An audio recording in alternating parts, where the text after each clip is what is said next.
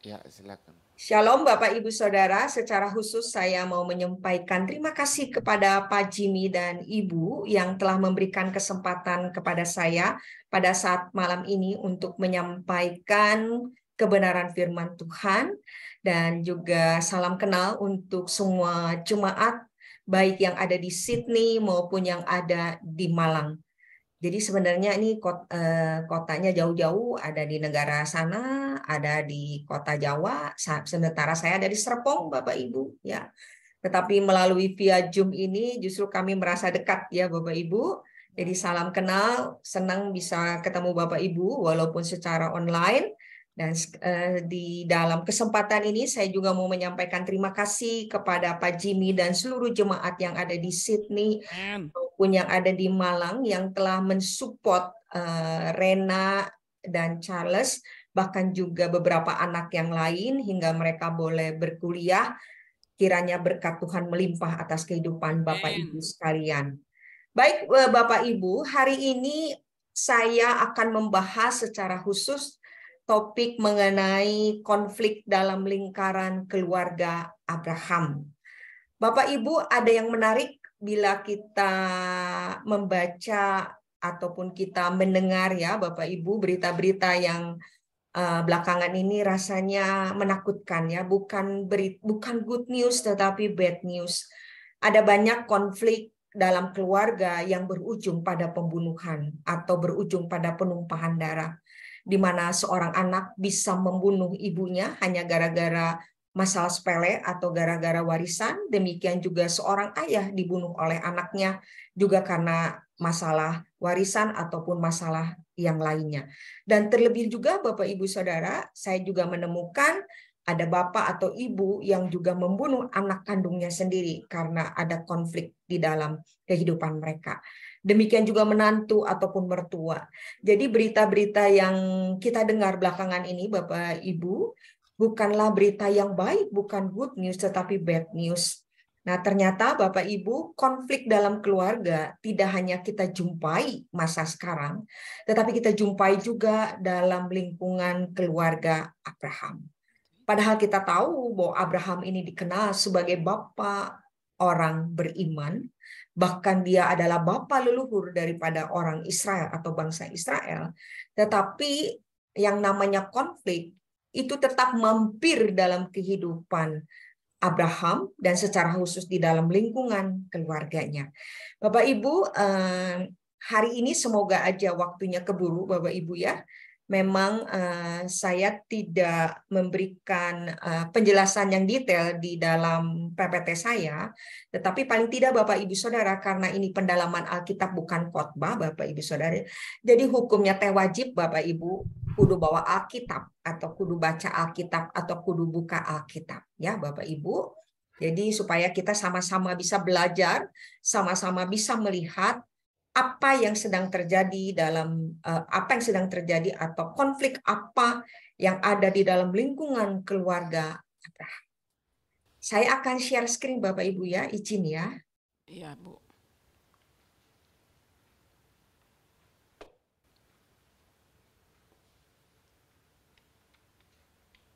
Bapak Ibu sudah bisa melihat ya PPT saya, Bapak Ibu Bisa. ya.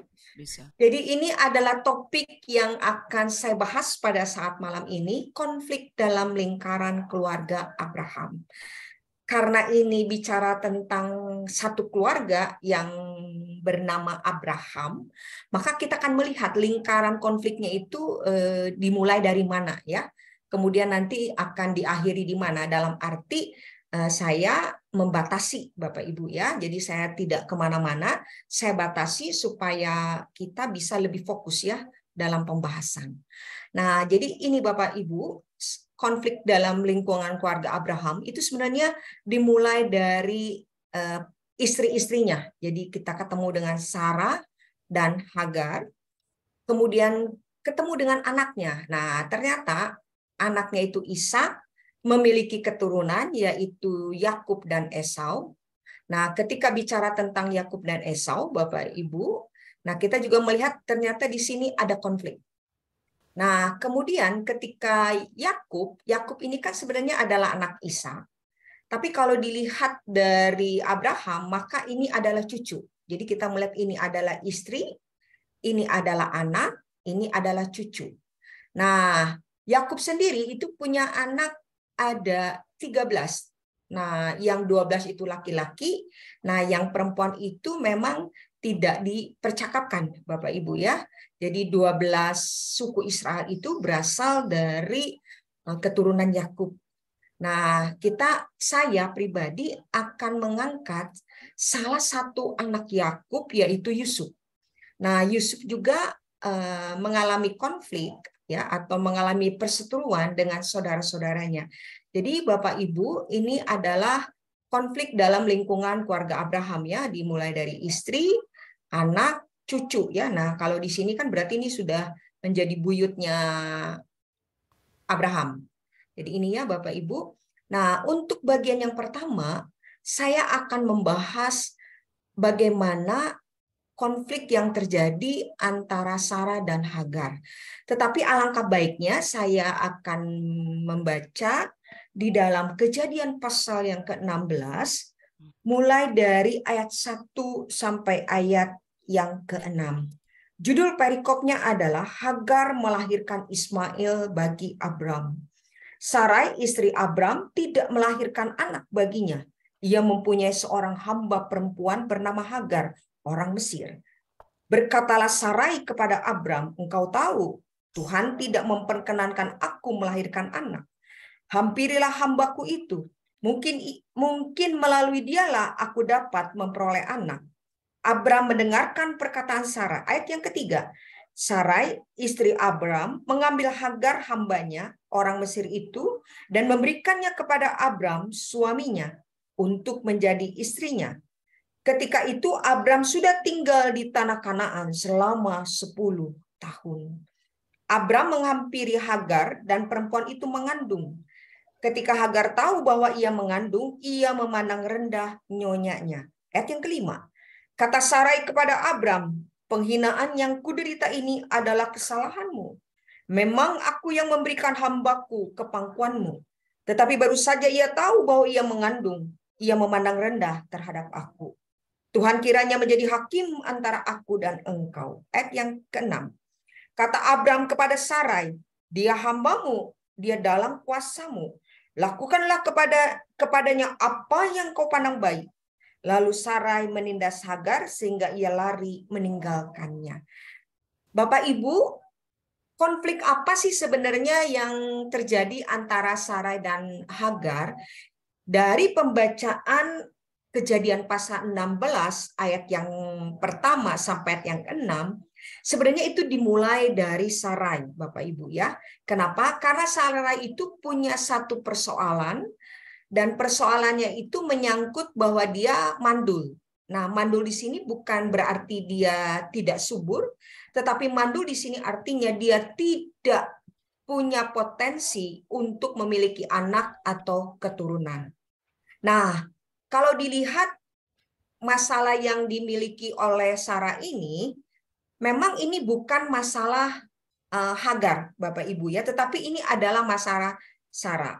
Tapi bagaimana akhirnya Sarah yang punya masalah kok bisa bawa-bawa Hagar masuk di dalam persoalan yang dia alami?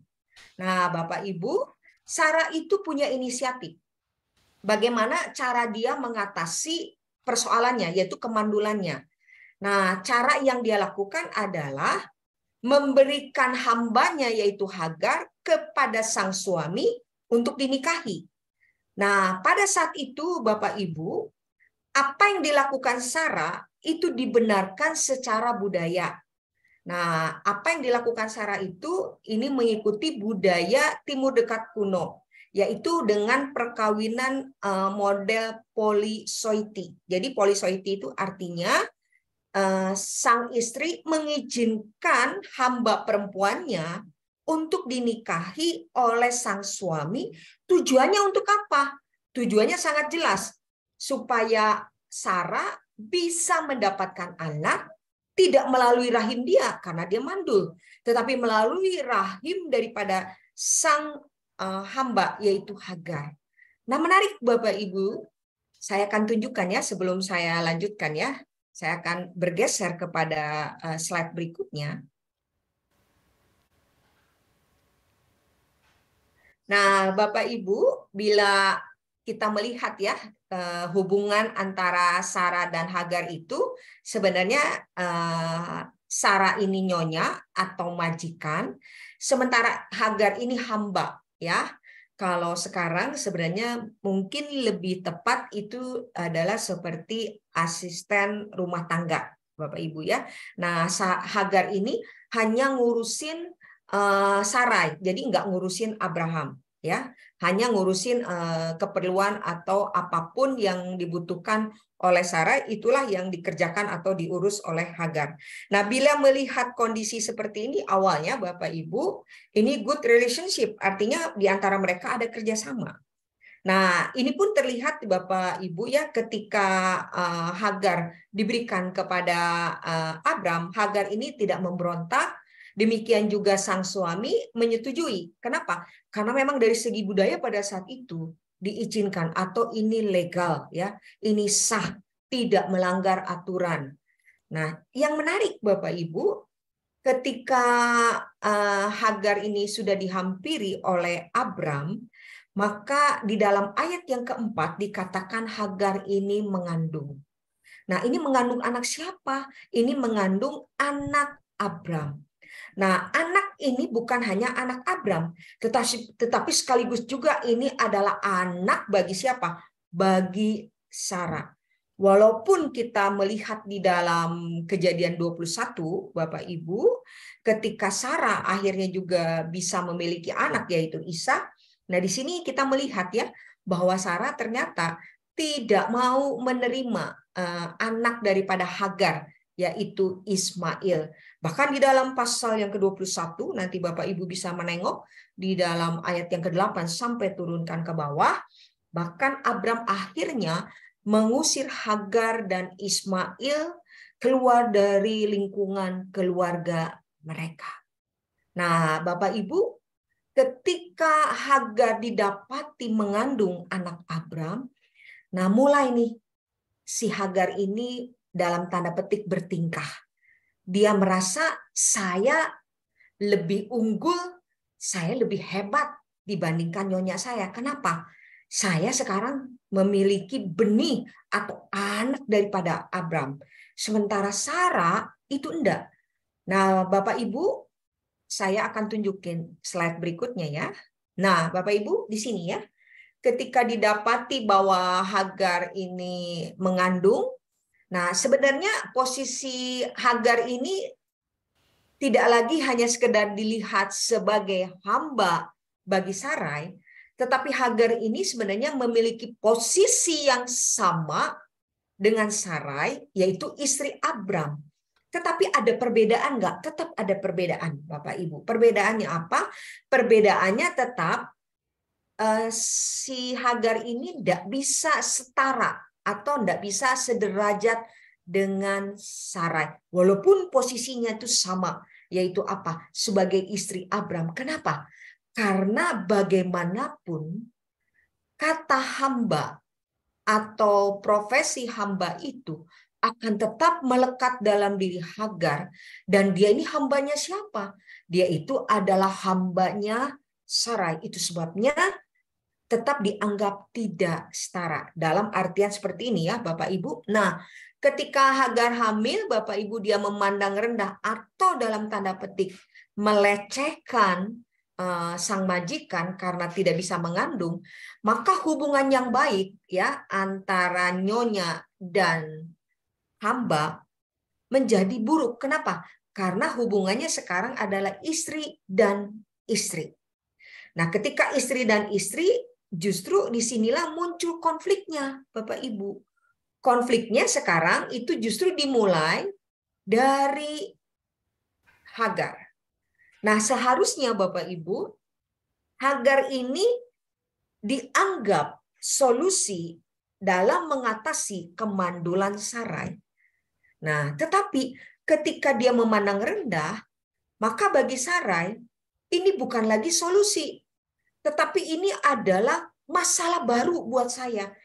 masalahku tidak terselesaikan, tapi justru muncul masalah baru. Masalah barunya apa? Justru masalah barunya itu datang dari sang pemberi jalan keluar, yaitu siapa? Hagar itu sendiri, Bapak Ibu. Nah, disinilah mulai terjadi konflik, Bapak Ibu. Makanya di sini saya munculkan bad relationship. Nah, kenapa dikatakan bad relationship? Karena di sini tidak ada lagi kerjasama ya antara majikan dengan hamba. Di sini tidak ada kerjasama, tetapi yang ada adalah hinaan dari istri Abram yang bernama Hagar terhadap Sarai. Ini kondisinya, Bapak Ibu. Nah, apa dampaknya, Bapak Ibu? Dampaknya adalah Sarai marah, Sarai kecewa, dia merasa terpojok. Itu sebabnya ketika di ayat yang kelima, dia mulai menyalahkan sang suami. Nah, dari konflik antar individu, Bapak Ibu, dalam lingkungan keluarga Abram, ini mulai ada konflik baru. Konflik barunya apa? Konflik baru suami dan istri. Bukan lagi konflik antar istri Abraham, tapi sekarang sudah merembet melibatkan Abram di dalam persoalan antar mereka. Nah, jadi Sarah itu di dalam ayat yang kelima, Bapak Ibu, menyalahkan, tuh, ini gara-gara kamu sih, makanya saya mendapat penghinaan. Menariknya, lucunya, Sarai sendiri mengakui, emang sih saya yang ngasih, emang sih saya yang punya ide. Itu sebabnya dia merasa begini, satu sisi saya yang ngasih, tapi di sisi yang lain dia menyalahkan sang suami. Nah, di sini mulai muncul konflik baru Sarai dengan sang suami. Nah, sang suami merasa bahwa itu kan Hagar kan bujangmu, Hagar kan hambamu, ya sudah, itu adalah berada di bawah otoritasmu. Jadi kamu yang berhak dalam tanda petik untuk melakukan sesuatu. Nah, sebenarnya Abram itu tidak menyarankan bahwa Sarai harus menindas, tidak, tetapi dalam arti ya karena dia bermasalah dengan kamu dan dia juga adalah bujangmu, ya monggo selesaikan sendiri. Jangan melibatkan saya. Kira-kira mungkin pakai bahasa yang sederhana seperti itu, Bapak Ibu ya. Nah, akhirnya Sarai betul-betul bertindak tanpa melibatkan Abram, Bapak Ibu ya. Nah, dia bertindak dengan cara apa? Di ayat yang ke-6, dia menindas Sarai. Dia menindas Hagar, dan akibatnya Hagar kabur dari lingkungan keluarga mereka. Nah, Bapak Ibu, bila ada waktu, nanti Bapak Ibu perhatikan di ayat 7 sampai turunkan ke bawah. Nah, di situ nanti diceritakan bagaimana Hagar bertemu dengan Tuhan, dan Tuhan memberikan satu janji, sampai pada akhirnya dia melahirkan seorang anak yang bernama Ismail. Timbul pertanyaan bagi kita, apakah konflik antara mereka ini terselesaikan atau tidak? Bapak Ibu, memang antar mereka tidak ada cerita lagi ya, maksudnya diselesaikan atau tidak. Tetapi justru menurut saya yang menyelesaikan konflik orang tua mereka adalah anak-anak mereka, Bapak Ibu ya, yaitu baik anak Sarah yaitu bernama Ishak dan anak Hagar yang bernama Ismail. Justru merekalah yang akhirnya berdamai, walaupun memang dalam teks Alkitab tidak memberikan kata damai, tetapi ada hal yang menarik, Bapak Ibu ya. Saya akan bacakan ya, Bapak Ibu, kita yuk sama-sama kita nengok ya. Di dalam Kejadian pasal yang ke-25 ayat yang ke-9, Bapak Ibu ya. Nah, saya mungkin akan baca di ayat yang ke-7 ya. Judul perikopnya, Abraham meninggal dan dikuburkan.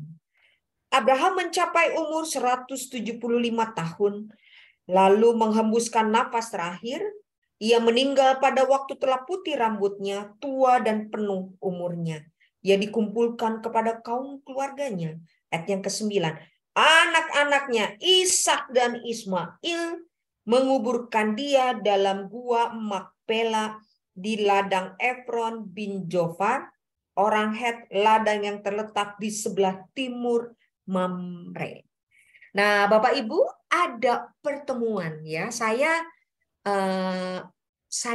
mengatakan teks ini justru memperlihatkan kepada kita bahwa konflik antara orang tua itu justru terselesaikan ketika Abram sang bapa menghembuskan nafas terakhir dan kedua anak baik dari Sarah maupun dari Hagar, mereka lah yang menguburkan sang bapa dan mereka ada pertemuan.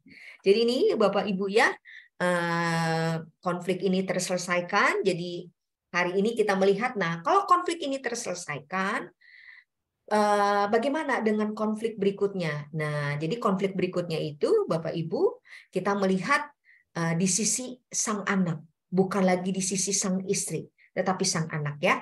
Saya akan tunjukkan kepada Bapak Ibu. Nah, Abraham, jadi saya batasi di sini, Bapak Ibu ya. Abraham itu memiliki anak yang bernama Ishak. Kemudian Ishak memiliki dua anak, tapi di sini saya fokuskan ke Yakub, Yusuf. Ya, jadi ini adalah gambaran daripada keturunan Abraham. Dari mereka inilah, dari keturunan Abraham lah, kita akan melihat konflik-konflik berikutnya yang terjadi di dalam lingkungan atau di dalam lingkaran keluarga Abraham. Nah, saya akan tunjukkan Bapak Ibu, ini menurut saya teks ini, Kejadian 25 ini teks yang sangat populer.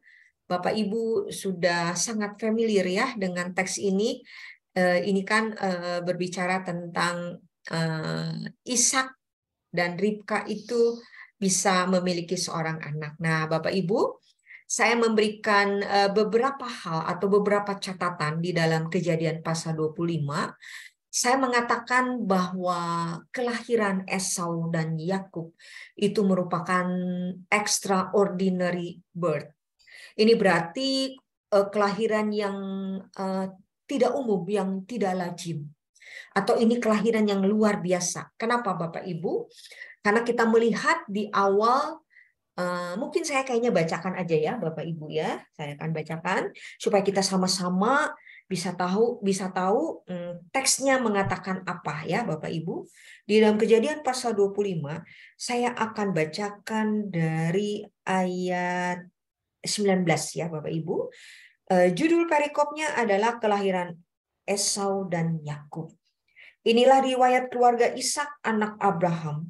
Abraham mempunyai anak Ishak. Ishak berumur 40 tahun ketika Ribka anak Betuel orang Aram dari padang Aram, saudara perempuan Laban orang Aram itu, diambilnya menjadi istrinya. Ishak berdoa kepada Tuhan untuk istrinya, sebab istrinya itu mandul. Tuhan mengabulkan doanya sehingga Ribka istrinya itu mengandung. Ini ayat 21 Bapak Ibu ya. Ayat 22. Tetapi anak-anak di dalam rahimnya saling melawan dan ia berkata, jika demikian mengapa hal ini kualami? Lalu ia pergi bertanya kepada Tuhan. Firman Tuhan kepadanya, dua bangsa ada dalam kandunganmu. Dua suku bangsa akan berpisah dari dalam rahimmu. Suku bangsa yang satu akan lebih kuat daripada yang lain. Anak yang tua akan menjadi hamba bagi yang muda. Nah, Bapak Ibu, ini menarik ya. Kenapa saya katakan ini kelahiran yang luar biasa? Karena Ribka itu mandul, Bapak Ibu ya. Nah, saya sekaligus juga mau menyampaikan sesuatu di dalam ini ya, lingkungan keluarga Abraham juga, para perempuan-perempuan yang melahirkan anak-anak atau yang nanti kita kenal dengan bangsa Israel, di antara mereka juga pada mandul, Bapak Ibu ya, dimulai dari Sarai, kemudian kita menemukan ini ada Ribka, kemudian nanti kita ketemu juga nanti ada Rahel dan seterusnya, Bapak Ibu ya. Nah, di sini justru mau diperlihatkan ketika Ribka yang mandul bisa memiliki anak, itu adalah anugerah. Jadi kalau kita seringkali mendengar bahwa anak itu anugerah, saya katakan yes. Amen. Karena itu adalah pemberian Allah. Secara manusia, Bapak Ibu, yang namanya mandul sampai hari ini pun memang artinya tidak punya potensi untuk memiliki anak. Tetapi bagi Tuhan, yang mustahil menjadi tidak mustahil. Dan ini kita melihat ya Bapak Ibu, nah ada catatan-catatan perempuan mandul dalam konteks perjanjian lama maupun di dalam konteks perjanjian baru, diperlihatkan bagaimana karya Tuhan itu terjadi atas rahim-rahim yang tidak berpotensi memiliki keturunan. Nah, di sini menarik Bapak Ibu, ternyata dalam extraordinary ini ada sesuatu yang menarik lagi, bukan hanya karena anugerah Allah yang terjadi atas keluarga Ishak, tetapi juga kita melihat ada perseteruan antar kakak adik. Waduh, perseteruannya itu justru di dalam kandungan, Bapak Ibu ya. Nah, itu kayak apa? Nah, nanti saya akan jelaskan di slide berikutnya, Bapak Ibu ya. Nah, jadi perseteruannya itu justru di dalam kandungan. Nah, mungkin selama ini kita pikir, emang di dalam perut itu ributnya karena apa? Nah, Bapak Ibu memang Bapak Ibu tentunya tahu ya, Esau dan Yakub ini kan kembar. Nah, ributin apa sih di dalam kandungan? Apa ribut karena mereka mau sesuatu atau karena apa ya? Nah, Bapak Ibu bersabar dulu ya. Nah, yang berikutnya saya juga mau memunculkan bahwa bicara tentang Esau dan Yakub, saudara kembar ini juga saya mau menemukan ada extraordinary contrast. Jadi ada perbedaan yang sangat luar biasa antara Esau dan Yakub, Bapak Ibu ya. Saya akan bacakan di ayat 25 sampai 28 ya. Ayat 25 sampai 28. Yang pertama, keluar warnanya kemerah-merahan, seluruh tubuhnya seperti jubah berbulu. Sebab itu ia dinamai Esau. Ayat yang ke-26. Sesudah itu keluarlah adiknya, tangannya memegang tumit Esau. Sebab itu ia dinamai Yakub. Ishak berumur 60 tahun pada waktu mereka lahir. Aduh, sudah sepuh ya Bapak Ibu ya. Ayat yang ke-27. Ketika dua anak itu bertambah besar, Esau menjadi seorang yang pandai berburu, seorang yang suka tinggal di padang. Tetapi Yakub adalah seorang yang tenang pembawaannya, yang suka tinggal di kemah. Ayat yang ke-28, Ishak sayang kepada Esau, sebab ia suka makan daging buruan. Wah, ini Ishak ini kedagingan ya, Bapak Ibu, karena suka makan daging ya. Tetapi Ribka sayang kepada Yakub. Aduh, ini sang bapak sayang kepada anak sulung, sementara sang emak itu sayang sama anak yang bungsu. Nah, ini menarik Bapak Ibu, kontras ya. Yang satu senang berburu, berarti ini orang luaran begitu ya. Sementara yang satunya itu senang di dalam atau orang rumahan ya. Jadi ini orang dalam sama orang luar nih Bapak Ibu ya. Ini kontras yang luar biasa ya. Nah, kemudian yang berikutnya yang tidak kalah menarik adalah extraordinary exchange. Jadi ada pertukaran, ada perpindahan yang luar biasa. Nah, apa sih yang berpindah? Nah, Bapak Ibu, saya akan bacakan di ayat 29 sampai 34 ya. Esau, judul perikopnya adalah Esau menjual hak kesulungannya.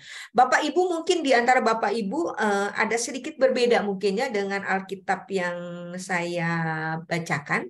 Karena kebetulan Alkitab saya ini adalah edisi 2. Jadi edisi terbaru yang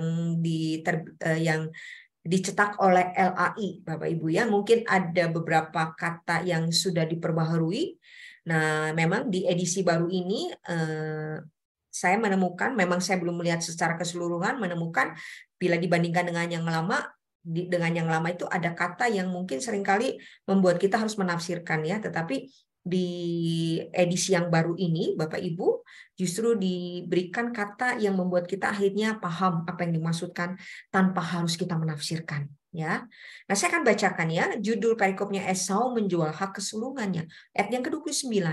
Pada suatu hari Yakub sedang memasak sesuatu ketika Esau datang kelelahan dari padang. Kata Esau kepada Yakub, biarlah aku makan sedikit dari yang merah-merah itu karena aku lelah.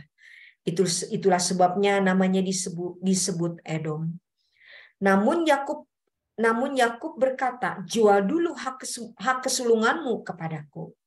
Sahut Esau, lihat aku nyaris mati. Apa gunanya hak kesulungan itu bagiku? Kata Yakub, bersumpahlah dahulu kepadaku. Esau pun bersumpah kepadanya dan menjual hak kesulungannya kepada Yakub. Ayat yang ke-34. Lalu Yakub memberikan roti dan masakan kacang merah itu kepada Esau. Ia makan dan minum, kemudian berdiri dan pergi. Demikianlah Esau menyepelekan hak kesulungannya itu.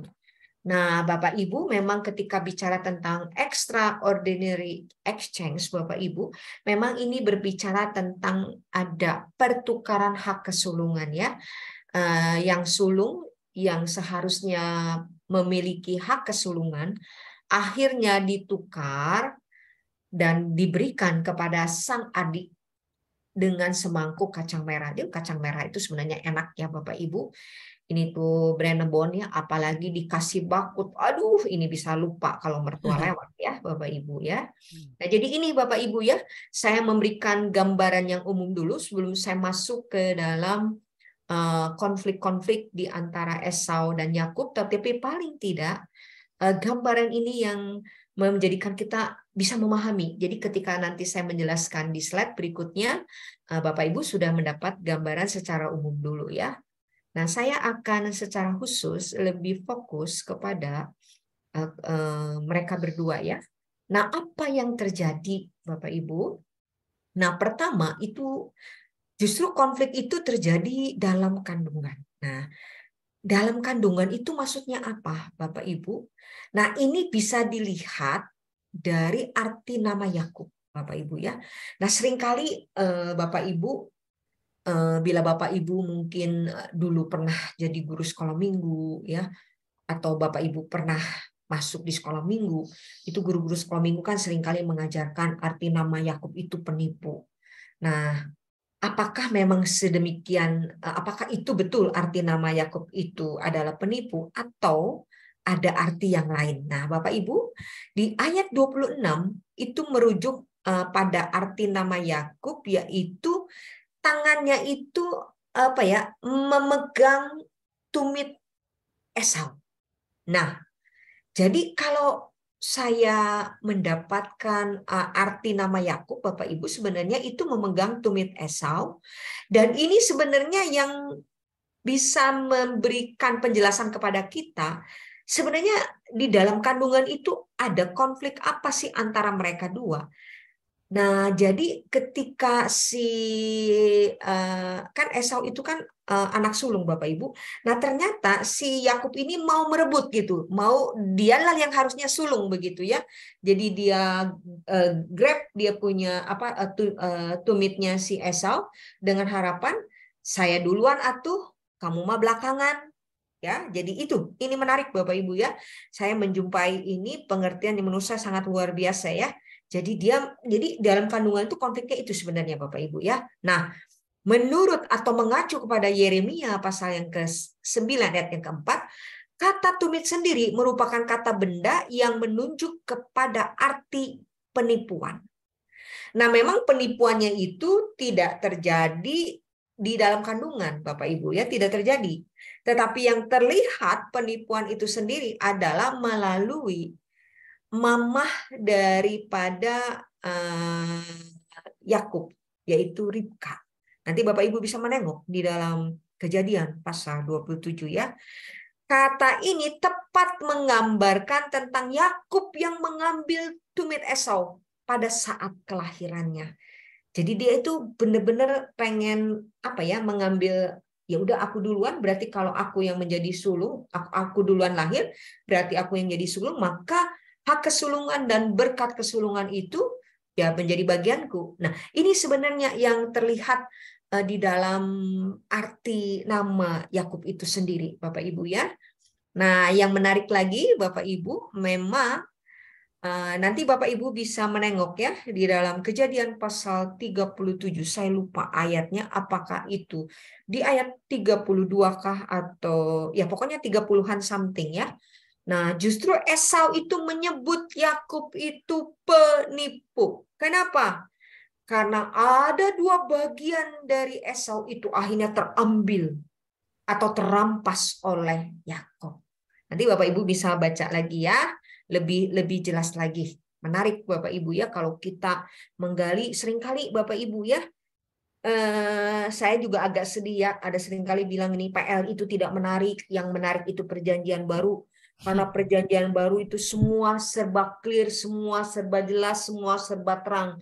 Tapi di PL teh complicated. Wah, PL mah tidak enak. Begitu baca PL mah pusing. Bahkan yang tidak bisa tidur, baru itu menjadi obat yang manjur. Kenapa? Akhirnya ngantuk karena baca perjanjian lama. Tetapi Bapak Ibu, bila kita gali ya, ternyata terlalu banyak hal-hal yang bisa disingkapkan dan itu merupakan sesuatu yang sangat menarik dan menurut saya masih relevan untuk konteks sekarang. Nah, untuk relevan atau tidaknya memang harus nanti sampai di akhir, Bapak Ibu ya, penjelasan saya. Oke, baik ya. Bapak Ibu masih semangat? Masih. Masih ya?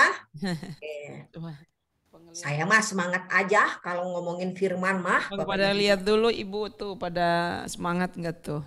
Yes, Semua masih haleluya. semangat. Coba Yes. lambaikan tangan dulu. Ya, mantap. Masih bisa Oh, puji ikutin. Tuhan, puji Tuhan ya. So far so good ya. So far so good. Looks mereka semua senyum ibu. Berarti Ah, pada senang. haleluya, haleluya. Puji Tuhan. Lanjut bu. Baik ya. Nah, saya akan menunjukkan di slide berikutnya, Bapak Ibu, kata tumit ini secara metafor atau ini metafor itu kan gambarannya, Bapak Ibu, memiliki arti memang mengangkat tumitnya terhadap aku. Nah, ini ya, ini gambarannya ya. Ini Bapak Ibu bisa menengok di dalam Mazmur pasal 41 ayat yang ke-10. Nah, seperti tadi saya bilang, Bapak Ibu, saya mencoba memunculkan di sini ya. Karena ini juga bagian yang menjadi kontras ya, jadi saya tidak sendirikan, tapi saya gabungkan di sini. Esau tumbuh sebagai seorang pemburu yang suka tinggal di padang, tetapi Yakub adalah seorang yang tenang. Nah, kata tenang ini bila kita lihat di teks yang lainnya, Bapak Ibu, itu memiliki arti perfect, sempurna, atau juga bisa diartikan blameless, tidak bersalah. Nah, ini secara clear justru kita melihat di dalam kasusnya Ayub, Bapak Ibu ya. Kasusnya Ayub, kita tahu bahwa Ayub itu mengalami penderitaan bukan disebabkan karena dia melakukan kejahatan, tetapi karena memang ada sisi lain yang sedang Tuhan kerjakan dalam kehidupannya dia. Ya, ini kalau kita melihat kata tenang itu diartikan blameless ya. Nah, kemudian yang kedua, Bapak Ibu, karena di dalam kandungan itu sudah ada konflik. Nah, justru yang kedua ini saya akan menunjukkan adanya hak kesulungan dan berkat kesulungan itu beralih kepada Yakub, Bapak Ibu ya. Ini beralih kepada Yakub. Nah, saya tidak usah bacakan lagi. Nanti Bapak Ibu bila ada waktu ya bisa membaca di Kejadian pasal 27. Ini secara khusus peralihan berkat Esau itu kepada Yakub ya. Nah, sekarang ketika ngomongin hak sulung, hak kesulungan, berkat kesulungan, ini sebenarnya apa sih yang sedang diomongin Bapak Ibu ya? Nah, saya mau munculkan di sini persoalan utamanya itu adalah warisan orang tua.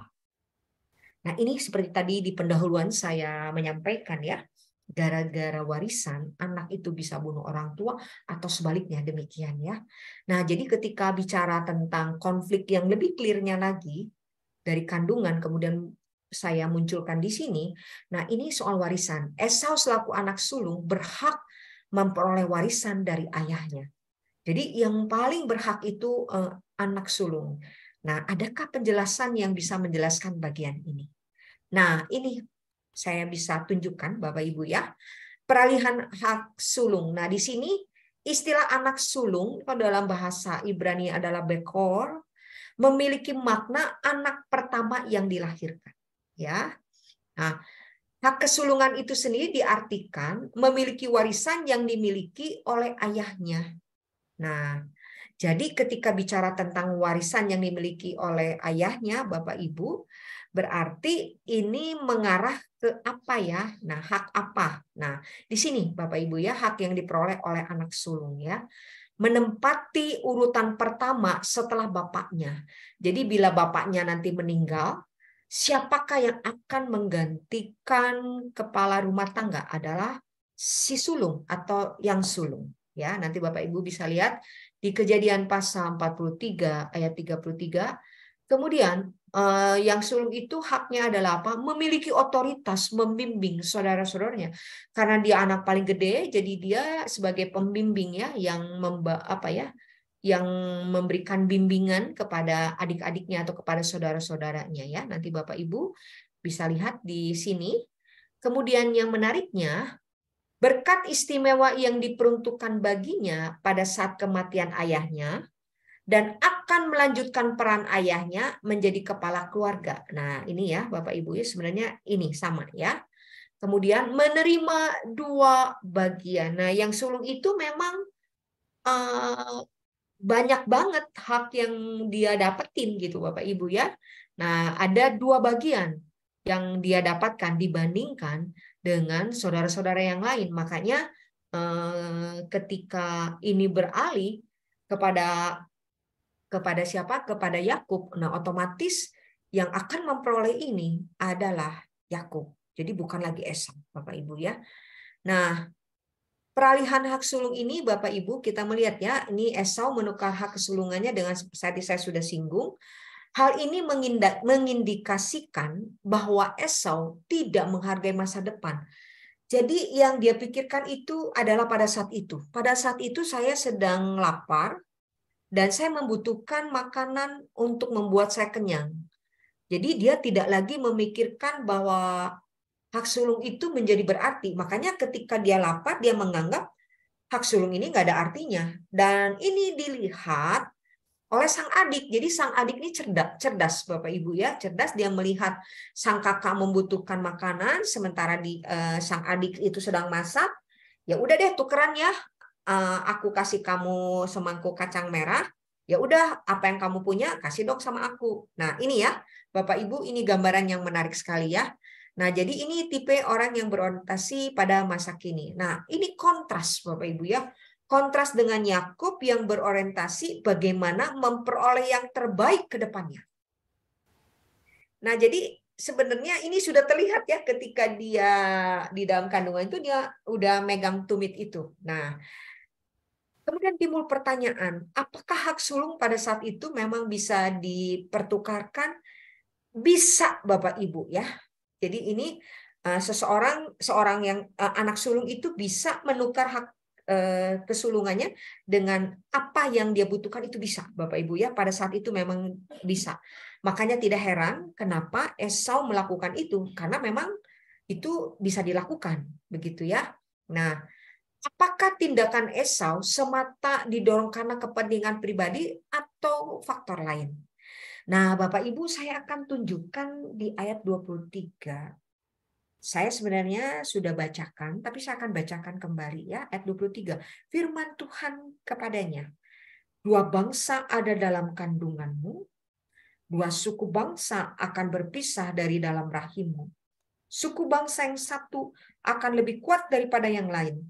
Anak yang tua akan menjadi hamba bagi yang muda. Bapak Ibu, nah Esau punya keturunan namanya bangsa Edom. Yakub punya keturunan namanya bangsa Israel. Jadi ada dua bangsa. Edom dengan Israel, kuat mana? Kuat Israel. Nah menariknya Bapak Ibu, kalau kita melihat ya, nanti dalam perkembangannya memang nanti ada konflik lagi Bapak Ibu ya. Tetapi saya tidak mau terlalu jauh karena saya hanya bicara dari sisi kitab Kejadian saja, supaya kita melihat apakah konflik-konflik yang terjadi ini ada enggak solusinya, ada enggak penyelesaiannya, supaya kita bisa menarik relevansinya atau bisa menjadi perenungan kita untuk konteks sekarang ya Bapak Ibu. Jadi ini sekali lagi ini bukan semata-mata hanya karena Esau, faktor pribadi, tetapi ini semacam ada saya bisa mengatakan ini nubuat yang memang Allah sudah sampaikan kepada Ribka bahwa yang akan jadi hamba itu justru yang sulung, dan yang akan menjadi tuan itu adalah sang bungsu. Jadi ini Bapak Ibu ya, Esau memperoleh hak kesulungan dan berkat kesulungan karena kelahirannya. Sementara Yakub memperoleh hak dan berkat kesulungan itu karena anugerah Tuhan. Caranya gimana? Memang caranya adalah dengan dipertukarkan dengan semangkuk kacang merah. Bahkan kalau kita melihat di Kejadian 27, berkat kesulungan pun akhirnya dijatuhkan ke Esau, itu pun melalui tindakan yang dilakukan oleh sang ibu, yaitu Ribka. Ya, jadi itu memang saya tidak mengatakan bahwa di dalam Alkitab itu diperbolehkan melakukan penipuan. Saya tidak mengatakan bahwa Alkitab menyetujui boleh ada penipuan. Enggak demikian Bapak Ibu. Tetapi justru di dalam teks itu mau diperlihatkan bagaimana ya baik hak kesulungan maupun berkat kesulungan itu bisa beralih. Nah, sebenarnya itu yang mau diperlihatkan ya. Sama juga seperti ini. Nah, kalau ada yang bertanya ya, orang yang di luar sana yang mungkin bukan Kristen atau non-Kristen bertanya, gimana sih katanya Allah menjadi manusia? Coba kamu ceritakan. Nah, pasti kita akan menceritakannya dari kacamata Matius. Matius pasal yang pertama. Bagaimana Allah yang menjadi manusia, yang kita kenal dengan Yesus Kristus, itu kan melalui satu proses manusiawi, yaitu apa? Melalui proses kelahiran dari seorang perawan yang bernama Maria. Nah, ini adalah sebuah sebuah fakta yang mau diperlihatkan oleh Alkitab. Jadi saya mencoba memperlihatkan ada sisi-sisi lain, Bapak Ibu, walaupun case-nya berbeda ya. Nah, kalau kita sudah tahu itu ada konflik di antara mereka, ada nggak penyelesaiannya? Kalau tadi antar istri, kemudian istri dengan suami, akhirnya bisa diselesaikan oleh sang anak. Nah, sekarang bagaimana ini perseteruan atau konflik ini bukan antar istri, bukan antar suami dengan istri, tetapi ini antar saudara kandung, yaitu kakak dan adik. Nah, bagaimana penyelesaiannya? Bapak Ibu, penyelesaiannya yang pertama adalah kalau kita melihat di Kejadian pasal 28 ayat 16, ada pertemuan Yakub dengan Allah. Nah, Bapak Ibu, kita tidak bisa hindari bahwa intervensi Allah itu tetap menjadi bagian di dalam setiap konflik yang terjadi dalam lingkaran keluarga Abraham. Nah, ada pertemuan Bapak Ibu ya. Nah, Bapak Ibu nanti bisa baca ya di dalam Kejadian pasal 28 ayat 16. Nah, ini menarik Bapak Ibu, saya cerita aja ya nanti untuk teksnya Bapak Ibu nanti baca sendiri. Nah, di sini yang menariknya adalah begini Bapak Ibu ya. Jadi si Esau itu marah di Kejadian 27. Esau itu marah karena kok punyanya dia diambil semua sama si Yakub begitu ya. Akhirnya dia berencana untuk membunuh sang adik. Nah, hal ini diketahui oleh sang ibu, yaitu Ribka.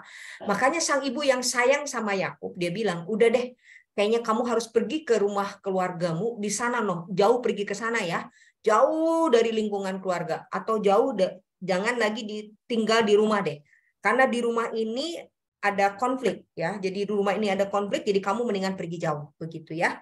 Nah, dalam perjalanan menuju ke rumah keluarganya, ke rumah paman daripada Yakub, disinilah ada perjumpaan Yakub dengan Allah.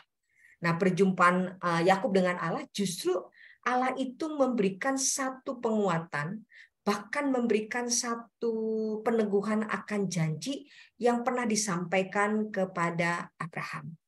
Nah, yang menarik lagi Bapak Ibu, kalau kita melihat di dalam ayat 10 sampai 22, nah ada satu janji yang betul-betul disampaikan untuk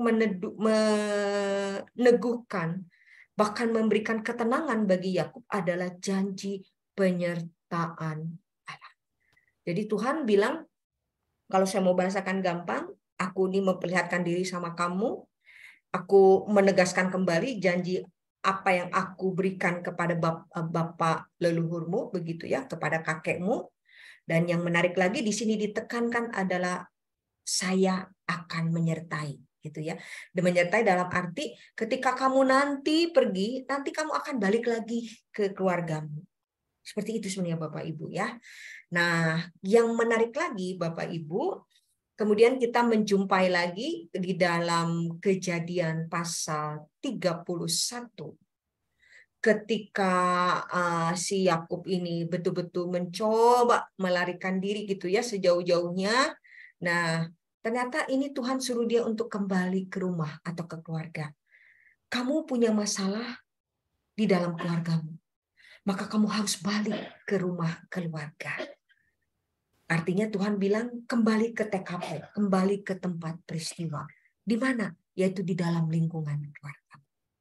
Nah, menariknya Bapak Ibu, ternyata saya menemukan di Kejadian 32 ayat 22 sampai 32, sebelum Yakub itu bisa menyelesaikan persoalannya dengan Esau, Bapak Ibu, nah dia itu sudah mengalami perubahan atau Tuhan mengubah Yakub ketika Yakub dikatakan bergulat dengan Allah. Nah, ketika Yakub bergulat dengan Allah, maka Yakub itu tampil menjadi pribadi yang baru. Kalau kamu namanya Yakub itu syarat dengan penipuan, artinya ketika kamu mendapatkan apa yang diambil dari Esau, maka namamu sekarang menjadi Israel. Nah, jadi dalam konteks PL, Bapak Ibu, nama itu adalah representatif daripada karakter si pribadi itu sendiri atau menunjukkan kepada pribadi yang bersangkutan. Jadi nama itu bukan hanya sekedar pembeda identitas, tetapi ini menunjukkan keberadaan atau diri daripada si pemilik nama tersebut. Nah, jadi sebelum akhirnya dia bisa menyelesaikan, Bapak Ibu, ini kita melihat bagaimana ada step by step yang dialami oleh Yakub sampai pada akhirnya kita melihat Yakub itu bisa ketemu dengan Esau, Bapak Ibu ya. Jadi mau nggak mau kita melihat ada intervensi Allah yang luar biasa dan ada perubahan yang Tuhan ubahkan atas kehidupan Yakub sehingga dia betul-betul menjadi pribadi yang baru dan siap nanti bertemu dengan Esau untuk menyelesaikan persoalannya. Nah, ini Bapak Ibu ya. Ini kalau tadi Yakub betul-betul bertemu dengan Allah, ya sekarang Yakub bertemu dengan Esau, Bapak Ibu ya. Nah, ketika Yakub bertemu dengan Esau, artinya Yakub itu sudah prepare banget ya. Prepare dalam arti aku sudah tahu kok, aku sudah ketemu Tuhan, Tuhan sudah janji penyertaan, bahkan juga aku sudah mengalami perubahan hidup dengan melalui perubahan nama. Nah, maka dia sudah mulai step berikutnya, yaitu apa? Oke deh, saya mau ketemu sama kakak saya. Untuk apa? Rekonsiliasi. Untuk menyelesaikan konflik antar aku dengan dia. Nah, Bapak Ibu nanti lihat ya, di dalam Kejadian pasal 32 ayat 3 sampai 5, dia kirim utusan kemana? Ke Esau, begitu ya. Nah, ketika ngirim utusan dengan membawa segala macam, kemudian begitu sampai di pihak Esau, nah orang-orang Esau bilang, udah kamu balik aja, bilang ya ke si Yakub, maksudnya bahwa saya, maksudnya Esau itu akan datang dengan 400 orang atau dengan 400 pasukan begitu ya. Nah, jadi dikasih tahu, oh saya nanti akan nemui dia kok. Nah, ini menarik Bapak Ibu ya. Jadi dikirim utusan dan ada info, ini loh, aku deh yang akan nemuin adikku. Jadi ini sudah ada semacam hubungan bilateral mungkin ya Bapak Ibu ya, sudah mulai ada titik-titik temunya. Tahap berikutnya, nah Kejadian pasal 32 ayat yang ke-11. Yakub itu mengakui kesalahannya Bapak Ibu ya. Memang dia telah bersalah atas apa yang sudah dirampas dari Esau. Nah, kemudian setelah dia mengakui kesalahannya, tahap berikutnya apa Bapak Ibu? Mengatur strategi. Nah, ini Yakub ini kan seperti tadi saya sampaikan, dia ini cerdas, dia ini cerdik Bapak Ibu ya. Ngatur strateginya kalau Bapak Ibu lihat di Kejadian pasal 33 ayat 1 sampai 2, itu bukan strategi dengan pakai pasukan yang banyak banget. Memang dia ada pasukan, ada orang-orang yang di sekitar dia, di sekelilingnya, tapi bukan itu. Justru strateginya itu dia kan punya 4 AWW, Bapak Ibu ya, AWW teh 4 perempuan, yaitu istri-istrinya dia ya. Nah kan yang 2 Bilha dan Jilpa ini kan adalah hamba dari Ribka dan Lea begitu ya. Nah, Rika dan Lea masing-masing kan punya hamba ya. Nah, ini menarik Bapak Ibu. Jadi dia pasang atur strateginya gini Bapak Ibu ya. Yakub itu berada di depan. Nah, di barisan yang di depan itu siapa? Di barisan yang di depan itu adalah hamba-hamba, baik itu Jilpa maupun Bilha. Bilha dan Jilpa itu ada di paling depan. Jadi ini Yakub. Nah, ini di belakangnya Yakub itu adalah Bilha dan Jilpa bersama dengan anak-anaknya. Nah, di belakang Bilha dan Jilpa bersama anak-anaknya itu ada Lea. Lea bersama anaknya. Nah, di belakang paling belakang banget itu siapa?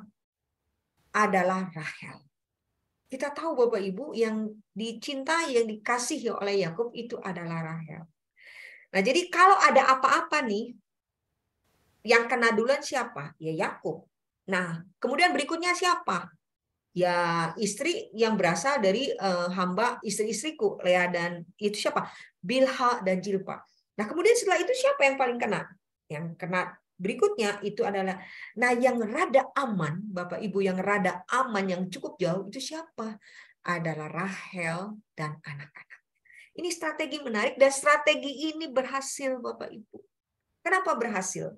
Nanti kalau Bapak Ibu nengok ya di ayat-ayat berikutnya, sampai Esau itu bilang begini, ini siapa mereka? Yakub bilang itu adalah keluargaku. Ini menarik. Jadi apa yang dilakukan oleh Yakub justru itu membuat apa ya? Esau tuh jadi penasaran, sekaligus juga senang, Bapak Ibu ya. Kemudian yang menarik lagi, Bapak Ibu, nah kita melihat ya, ini adalah step by step dari sisi Yakub ketika dia mau menyelesaikan masalahnya dengan Esau. Menunjukkan sikap rendah hati karena dia sadar bahwa dia yang bersalah, maka dia membungkukkan dirinya bersama dengan seluruh keluarganya. Mau mengatakan kami merendahkan diri karena kami ini betul-betul butuh belas kasihan. Butuh belas kasihan siapa? Butuh belas kasihan dari Esau untuk apa? Untuk bisa menerima rekonsiliasi. Saya ini lakukan ini karena saya pengen konflik antar kita itu selesai loh. Jangan lama-lama, enggak enak.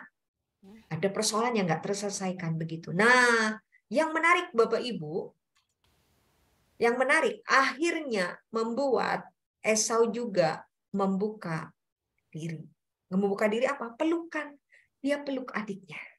Demikian juga adiknya memeluk sang kakak. Nah, di sini kita melihat Bapak Ibu ya, kalau di step pertama yang kita lihat Yakub ketemu dengan Tuhan dulu. Yang kedua, setelah dia bersiap dan dia punya modal, aku bertemu dengan kakakku, yaitu musuh dalam selimut. Ya, musuh dalam selimut Bapak Ibu ya. Ini saudara kandung, tapi sebenarnya juga adalah enemy ya. Dia itu adalah brother saya, tapi sekaligus my enemy gitu ya, musuh saya. Nah, ini Bapak Ibu ya. Oke, nextnya. Nah, bagaimana dengan Esau? Bagaimana Esau menyelesaikan persoalan konfliknya atau perseteruannya dengan Yakub? Nah, dia bisa menerima adiknya. Kejadian pasal 33 ayat yang keempat ya, dipeluk Bapak Ibu ya, dipeluk ya, dia bisa terima. Kemudian melupakan masa lalu. Jadi ketika dipeluk, dia tidak melihat di depan saya atau orang yang saya peluk, ini adalah is my enemy. No, itu is my past, itu adalah masa laluku. Yang sekarang di depan mataku yang aku peluk itu adalah adikku, is my brother. Yang sudah lama kita nggak ketemu nih, tapi sekarang ada di depanku, yang ada dalam dekapanku. Kemudian yang menarik lagi, tidak lagi mengklaim hak kesulungannya, Bapak Ibu. Jadi ketika si Yakub itu tuh memaksa, udah deh, terima deh persembahanku ini. Jadi Yakub itu mau mengatakan gini, kalau kakakku menerima persembahanku itu sama artinya aku tuh udah ngembaliin deh haknya kamu. Aku kembaliin supaya apa? Supaya kita nih selesai, nggak ada persoalan lagi, that's it gitu ya. Tapi dia langsung di sini Bapak Ibu, dia tidak lagi mengklaim hak kesulungannya. Karena yang penting bagi dia adalah saya ketemu adikku ya, yang sudah lama tidak berjumpa. Karena apa? Melarikan diri. Siapa yang melarikan diri? Yakub. Karena takut dibunuh sang kakak. Oke. Nah, tapi menarik karena desakan dari sang adik, akhirnya sang kakak menerima persembahan dari adiknya.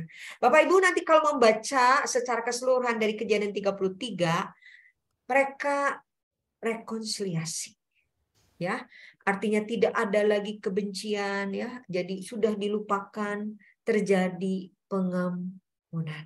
Nah, yang menarik Bapak Ibu, memang mereka tidak kembali ke rumah orang tuanya bersamaan. Tetap berpisah. Tetapi persoalannya sudah selesai. Makanya yang Tuhan katakan adalah apa? Selesaikan masalah keluarga. Selesaikan. Di mana? Di rumah. Nah, yang di rumah yang dimaksudkan itu TKP adalah itu karena masalah keluarga, maka kamu harus selesaikan. Itu sebenarnya Bapak Ibu ya. Oke. Nah, saya akan masuk di bagian yang terakhir ya. Konflik dalam lingkaran keluarga Abraham. Saya mengangkat dari sosoknya Yusuf, Bapak Ibu ya. Nah, kita akan melihat apa sih pemantik konflik Yusuf dan saudara-saudaranya ya. Nih Bapak Ibu bisa menengok di dalam Kejadian pasal 37. Nah, Bapak Ibu, teks ini sebenarnya tidak asing bagi Bapak Ibu ya. Kita sering kali mendengar. Bahkan khotbah-khotbah juga sering menggaungkan, menyuarakan ini ya Bapak Ibu. Itu sebabnya mungkin saya tidak baca secara keseluruhan ya. Jadi saya hanya menyebutkan ayatnya, nanti Bapak Ibu menengok ya ke teksnya ya. Nah, yang pertama Bapak Ibu, kalau di terjemahan baru, maksudnya LAI, itu ditunjukin adalah bukan kejahatan tetapi perilaku buruk. Ya, jadi Yusuf melaporkan perilaku buruk saudara-saudaranya kepada Yakub. Menurut saya ini adalah bagian pertama atau celah pertama dimulainya konflik antara Yusuf dengan saudara-saudaranya. Nah, memang kalau dibilang perilaku buruk saudara-saudaranya sebenarnya memang terlihat sih Bapak Ibu ketika mereka nanti iri, mereka benci karena apa yang dimiliki oleh Yusuf ya Bapak Ibu. Ini sebenarnya pintu apa atau akses itu mulai terbuka, adanya konflik itu dimulai di ayat 2 ya. Nah, kemudian yang menarik lagi di ayat 3a di sini disinggung bahwa Yusuf itu anak kesayangan Yakub. Nah, Bapak Ibu, nah karena dia anak kesayangan Yakub kan dia lahir dari Rahel ya. Nah, ini anak kesayangan Yakub, makanya dia dikasih jubah yang bagus banget untuk membedakan bahwa ini anak kesayangan saya loh. Yang lainnya biasa-biasa aja. Nah, karena perlakuan yang demikian atau Yakub mengistimewakan Yusuf, justru ini berdampak buruk atau menimbulkan kebencian bagi saudara-saudaranya, Bapak Ibu ya. Nanti bisa dilihat di ayat 4a. Jadi saudara-saudara itu mulai benci. Lah kok bapak saya pilih kasih ya? Kok Yusuf yang disayang banget dibandingin ke kami-kami? Kira-kira begitu ya. Nah kemudian yang berikutnya nih Bapak Ibu ya, masalah semakin melebar. Masalah semakin gede, bukan semakin kecil. Kalau api itu semakin berkobar ya, dari api yang kecil, kemudian mulai membesar sampai akhirnya berkobar ya. Nah, mimpi Yusuf itu mimpi 2 kali Bapak Ibu ya. Nah, dalam konteks pada saat itu Bapak Ibu memang mimpi bisa digunakan oleh Tuhan sebagai sarana untuk menyampaikan pesannya kepada orang yang bersangkutan. Nah, ini menarik mimpinya Yusuf 2 kali di dalam ayat 5a dan 9. Di sini saya munculkan Bapak Ibu ya, bersifat profetik bagi masa depan Yusuf dan keluarganya. Kenapa Bapak Ibu? Karena di dalam mimpi Yusuf yang 2 kali itu memperlihatkan bahwa Yusuf nanti memang akan menjadi pemimpin ya.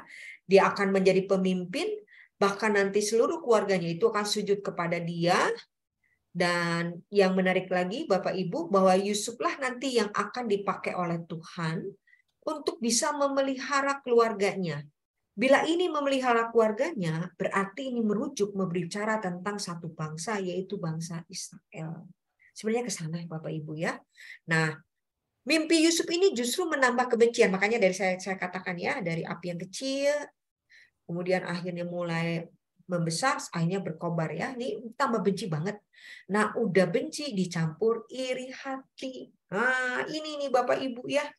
Kalau udah benci iri hati, udah satu paket. Maka yang ada adalah tentu kejahatan, bukan kebaikan. Makanya menurut saya perilaku buruk ini terlihat ya pada saat mereka benci dan iri hati. Jadi menurut saya apa yang dilaporkan Yusuf kepada sang bapak mengenai saudara-saudaranya emang benar. Benarnya kenapa lah? Faktanya ngomong begitu kok. Ini bukan hoax ya, tetapi ini adalah fakta. Itu ya Bapak Ibu ya. Nah, saya gambarkan seperti ini. Jadi pemantik konflik itu di Kejadian pasal 37.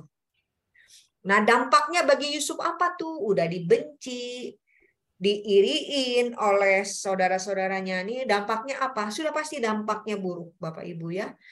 Karena seperti tadi saya katakannya, perilaku yang buruk itu kan melahirkan kejahatan. Bukan hal yang baik. Nah, dampaknya Bapak Ibu bagi Yusuf itu buruk. Kenapa? Yusuf itu akan dibunuh, direncanakan akan dibunuh ya. Nah, ketika saudara-saudaranya mau rencana bunuh, kemudian Ruben bilang, jangan dibunuh. Jangan dibunuh, udah mendingan dia ini aja, dibuang aja ke sumur begitu ya.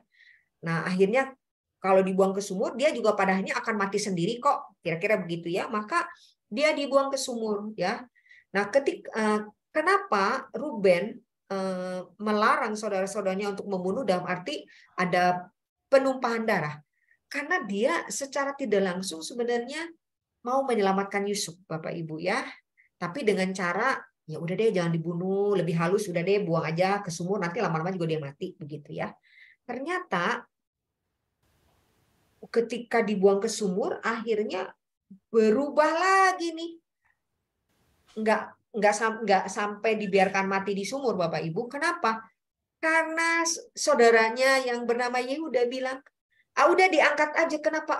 Itu tuh dari kejauhan ada saudagar-saudagar atau pedagang-pedagang dari Midian itu lagi lewat dan mereka itu biasanya akan menuju ke satu tempat atau ke keluar wilayah yang lain.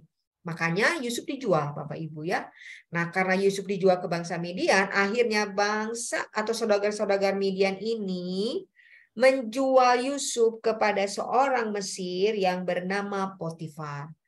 Ya, nah jadi mau tidak mau akhirnya Bapak Ibu Yusuf dilempar keluar dari lingkungan keluarga yang mengasihi dia, khususnya sang bapak, berada di tanah asing yang tidak seiman dan tidak ada yang dia kenal. Dia diposisikan sebagai seorang bujang yang melakukan pekerjaan rumah di rumah Potifar. Ini ya Bapak Ibu ya dampaknya bagi Yusuf. Kemudian bagaimana penyelesaiannya? Nah, Bapak Ibu, saya tidak hanya sekedar ya mengatakan ada konflik dalam lingkaran keluarga Abraham, tapi saya juga mau menunjukkan konflik mereka kelar kok. Mereka bisa menyelesaikan kok dengan cara yang berbeda tentunya ya. Nah, Bapak Ibu, di sini yang saya lihat dari Yusufnya Bapak Ibu ya. Nah, Bapak Ibu juga sudah tahu ceritanya bagaimana keluarga Yusuf itu akhirnya bisa ke Mesir karena di tanah Kanaan, tempat di mana keluarga Yusuf yaitu Yakub bersama anak-anaknya itu tinggal mengalami kelaparan ya. Jadi wilayah-wilayah di sekitar Mesir mengalami kelaparan, di Mesir juga sama ya. Nah, kita melihatnya tahap yang pertama Bapak Ibu, stepnya adalah Yusuf membuka diri. Sekian lama dia tahan ya. Jadi ketika saudara-saudaranya tidak mengenali dia, minta gandum, Yusuf kasih, tetapi dengan persyaratan-persyaratan ya. Persyaratan itu tidak dimaksudkan untuk memberatkan, tetapi dengan tujuan pengen tahu gimana kabar dari adiknya, pengen tahu gimana kabar sang bapak begitu ya. Tapi pada akhirnya Yusuf tidak tahan lagi, dia membuka diri dan dia kemudian menangis, dia tunjukkan kepada saudara-saudaranya, aku ini Yusuf, saudara yang kamu jolimin, yang kamu jahatin sampai saya akhirnya terdampar di tanah Mesir, di tanah asing. Bapak Ibu tahu nggak, Yusuf itu ketika di tanah asing, sebenarnya mulai terlihat ya, ketika di Kejadian 39, 40, 41. Status Yusuf mulai naik Bapak Ibu ya. Dia menjadi orang kepercayaan daripada Firaun karena Yusuf berhasil menafsirkan mimpi. Nah, dari sinilah akhirnya dia dipercaya menjadi orang yang menangani masalah logistik di tanah Mesir. Jadi ini Bapak Ibu ya, makanya tidak heran ya, dari mimpinya Yakub yang di Kejadian 37 benar kan saudara-saudaranya datang memohon. Memohon apa? Kasih dong aku makanan, kasih dong kami makanan. Siapa yang punya hak memberikan? Bukan Firaun. Firaun hanya menjalankan roda pemerintahan secara politik. Tetapi yang menjalankan tentang logistik itu adalah Yusuf, Bapak Ibu ya. Nah, ini menarik Bapak Ibu kalau kita membaca di Kejadian pasal 50 ayat 15 sampai 19 di sini dikatakan Yusuf tidak membalas kejahatan dengan kejahatan. Dia punya hak, dia punya kuasa untuk membalas kejahatan yang dilakukan saudara-saudaranya. Tetapi dia katakan, apakah saya ini pengganti Allah? Bukan. Siapa yang berhak untuk membalas adalah Allah. Saya kan bukan Allah. Itu sebabnya saya tidak berhak membalas kejahatan yang kalian lakukan kepadaku. Inilah Bapak Ibu ya, jadi kita melihat Yusuf tidak membalas kejahatan dengan kejahatan. Kemudian yang menarik Bapak Ibu ya, di poin yang step yang ketiga, saya katakan ya, pemulihan hubungan antara Yusuf dan saudara-saudaranya atas pertolongan Tuhan. Nah, ini ada di dalam Kejadian 50 ayat 20. Rekonsiliasi dengan kelangsungan suatu. Jadi ini rekonsiliasi ini demi kelangsungan suatu bangsa yang besar. Jadi di balik kejahatan yang dilakukan oleh saudara-saudara Yusuf terhadap Yusuf, justru Tuhan itu punya agenda yang hebat atas keluarga Yusuf. Nah, kita tahu Bapak Ibu ya, keluarga Yusuf dalam hal ini adalah anak-anak Yakub. Mereka inilah yang nantinya menjadi bangsa Israel. Sampai pada akhirnya nanti kita melihat bagaimana ketika mereka diperbudak di Mesir, Bapak Ibu ya, nanti bisa dilihat di di Keluaran ya, di kitab Keluaran bagaimana mereka diperbudak di Mesir, tetapi justru kita melihat bahwa Allah tetap menjaga, memelihara mereka saat mereka melakukan perjalanan di padang gurun menuju ke tanah Kanaan. Jadi ini Bapak Ibu ya, jadi rangkaian dari apa yang Tuhan tunjukkan kepada Yusuf, ini adalah agenda besarnya Tuhan atas satu bangsa, yaitu bangsa pilihan Tuhan, Israel. Nah, ini adalah terakhir dari pembahasan saya malam ini, Bapak Ibu ya. Ini refleksi yang bisa kita renungkan bersama untuk konteks sekarang ya. Saya mau mengatakan pengampunan itu sebagai perjalanan. Bapak Ibu ya, jadi pengampunan itu sebagai perjalanan, kita melihat secara khusus kita melihat bagaimana Esau dengan Yakub, kemudian juga bagaimana Yusuf dan saudara-saudaranya ya. Ini kan ada perjalanan yang cukup jauh yang membuat akhirnya mereka juga bisa rekonsiliasi ya. Pergi dari konflik berarti berefleksi untuk kembali menyelesaikan masalah. Pergi dari tempat TKP tidak berarti bahwa ini kabur dari persoalan, tetapi justru menjadi sebuah perenungan untuk bisa menyelesaikannya. Kemudian yang kedua, pengampunan sebagai pertemuan ya. Kedua belah pihak yang berseteru saling bertemu untuk merajut kembali relasi yang terputus. Betul Bapak Ibu ya. Kalau seperti tadi ya, Sarai dengan Hagar ya dirajut adanya pertemuan siapa? Pertemuan antara Ishak dan Ismail. Demikian juga Esau dan Yakub, demikian juga Yusuf dan saudara-saudaranya.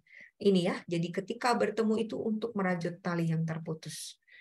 Upaya keras seseorang tidak akan membuahkan hasil tanpa Tuhan terlibat di dalamnya. Amen. Saya yes. Karena semua persoalan yang kita lihat ini ada keterlibatan Allah. Izinkan Tuhan memandu saudara untuk menyelesaikan persoalan-persoalan keluarga.